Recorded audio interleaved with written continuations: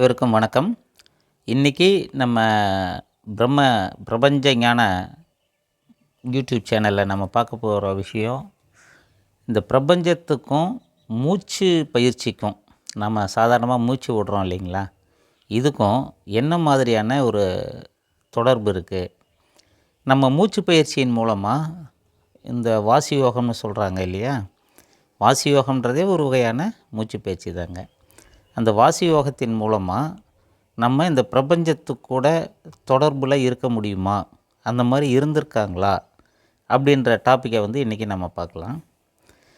பெரும்பாலான யோகிகள், ஞானிகள் எல்லாருமே பார்த்திங்கன்னா அவங்க சொல்கிற ஒரே ஒரு விஷயம், மூச்சை கவனிங்க, மற்றதெல்லாம் அப்புறம் பண்ணலாம். சாமி கும்பிட்றது, பூஜை பண்ணுறது, இயமம் நியமம், யோகாசனம், மெடிடேஷன் எல்லாம் அப்புறம் பார்க்கலாம். முதல்ல மூச்சை கவனிங்க.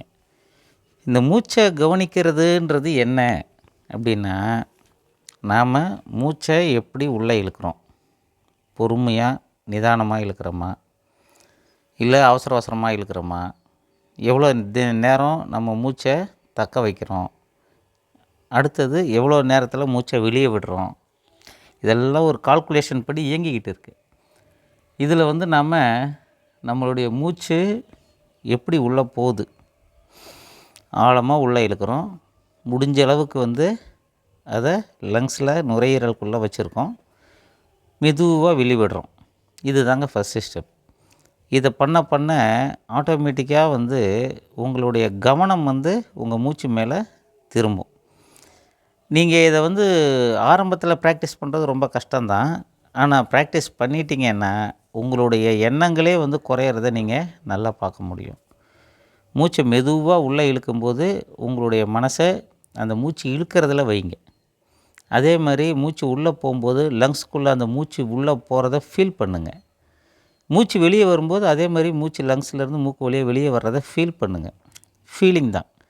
அந்த ஃபீல் பண்ணும்போது உங்களுடைய எண்ணங்கள் அந்த மூச்சு காற்றோடு சேர்ந்து இணைந்து அப்படியே உள்ளே போகும், வெளியே வரும், உள்ளே போகும், வெளியே வரும். இந்த மாதிரி நீங்கள் அடிக்கடி பண்ண என்ன ஆகும்னா, இயல்பாகவே உங்கள் சுவாசம் சீரடையும். உங்களுடைய சுவாசம் சீராயிடுச்சின்னு வச்சுக்கோங்களேன், ஒரு நிமிஷத்துக்கு இப்போ 14லேருந்து 16, 17, 18 தடவை சுவாசிக்கலாம் அப்படின்னா அது இயல்பான சுவாசம். இப்போ இதையே 10 தடவை சுவாசிக்கிறவங்களும் இருக்காங்க, 8 தடவை சுவாசிக்கிறவங்களும் இருக்காங்க, இயல்பான நிலையிலேயே. அதாவது அவங்க ஒர்க் பண்ணிகிட்டு இருப்பாங்க, ஆனால் அவங்களுடைய சுவாசத்தினுடைய அளவு 8லேருந்து 10க்குள்ளே இருக்கும். ஆனால் நிறைய பேர்த்துக்கு பார்த்திங்கன்னா 25க்கு மேலே கூட போகும், வேகமாக புஷ் புஷ்ஷுன்னு மூச்சு விட்றது. இதுக்கு நிறைய ஃபிசிக்கல், அதாவது அனிமிக், இரத்த சோகை நோய் இருக்கவங்க, ஹார்ட் டிசீஸ் இருக்கவங்க, மற்ற இந்த வீசிங் பிரச்சனை இருக்கவங்க, லங்கு பிசிஓடின், லங் டிசீஸ் இருக்குது இல்லையா, அந்த மாதிரி இருக்கிறவங்க, இவங்க எல்லாருமே பார்த்திங்கனாக்கா கொஞ்சம் லங் கெப்பாசிட்டி கம்மியானவங்க, இவங்களாம் கூட மூச்சு பயிற்சி பண்ணும்போது ஆட்டோமேட்டிக்காக அவங்க அந்த மூச்சை சீராக்க முடியும். ஆனால் இந்த மாதிரி நோய் உள்ளவர்கள் அவங்கள கூட நம்ம இந்த மூச்சு பயிற்சியின் மூலமாக டெவலப் பண்ணி கொண்டு வர முடியுன்றது தான் என்னுடைய கருத்து. ஸோ அந்த மூச்சை கவனிக்கிறதுக்கும் நம்ம பிரபஞ்சத்துக்கும் என்னங்க தொடர்பு அப்படின்னா, நீங்கள் இந்த பயிற்சி பண்ண கொஞ்ச நாளில் நீங்கள் சுவாசிக்கிற முறை மாறுதுன்றதை நீங்கள் உணர முடியுங்க. ஏன்னா அந்த மாதிரி உணர்ந்தவங்க நிறைய பேரை நம்ம சந்திச்சிருக்கோம்.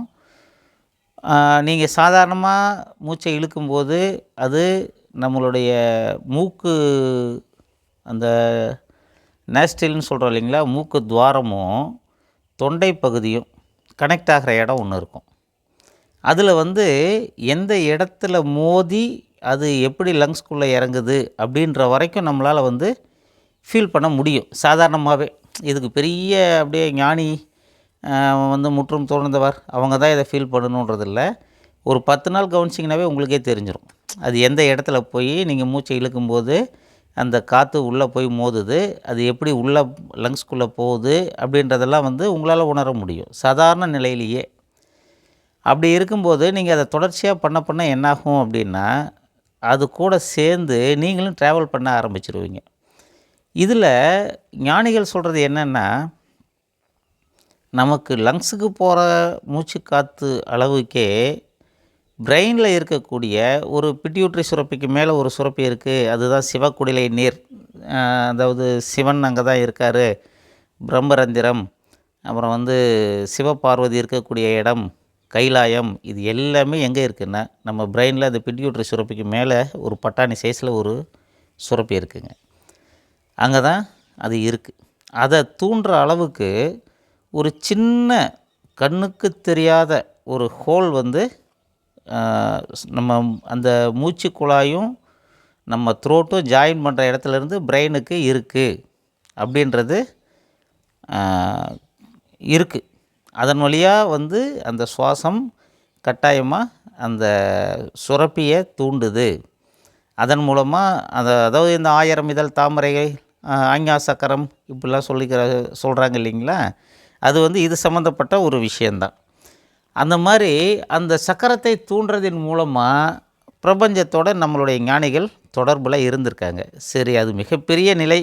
நாம் என்ன பண்ணலாம் அப்படிங்கும்போது, நீங்கள் தொடர்ச்சியான மூச்சு பயிற்சி பண்ண உங்களுடைய ஹார்ட் ரேட் ரிதமிக்காக ஒரு லெவலில் கரெக்டாக போய்கிட்டு இருக்கும்.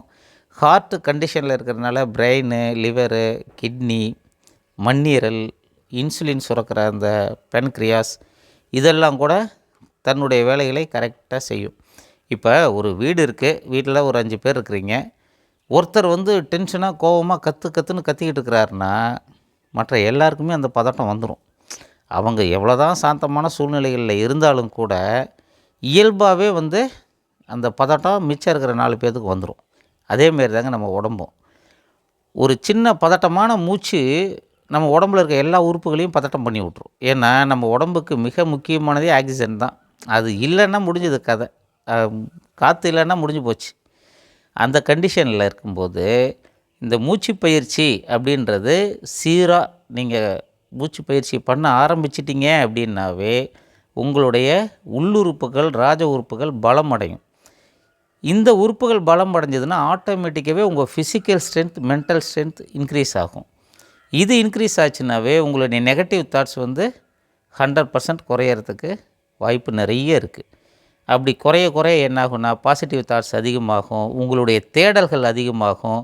இதுக்கு நடுவில் இந்த மூச்சு ஆட்டோமேட்டிக்காகவே மாற ஆரம்பிக்கும். அது வாசியோகம்ன்றது மற்றவங்க சொல்லி கொடுத்து வருதுன்றது 10% தாங்க.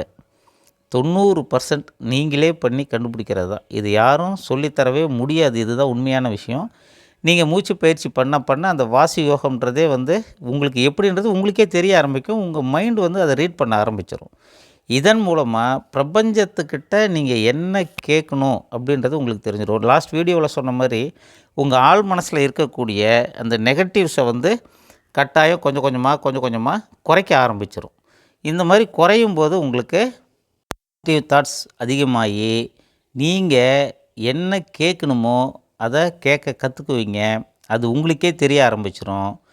இந்த பிரபஞ்சத்துக்கிட்ட நம்ம கேட்க வேண்டிய விஷயம் என்ன, நம்மளுடைய உண்மையான தேடல் என்ன, நமக்கு தேவையானது என்ன, இது எல்லாம் உங்களுக்கே தெரிய ஆரம்பிக்கும்.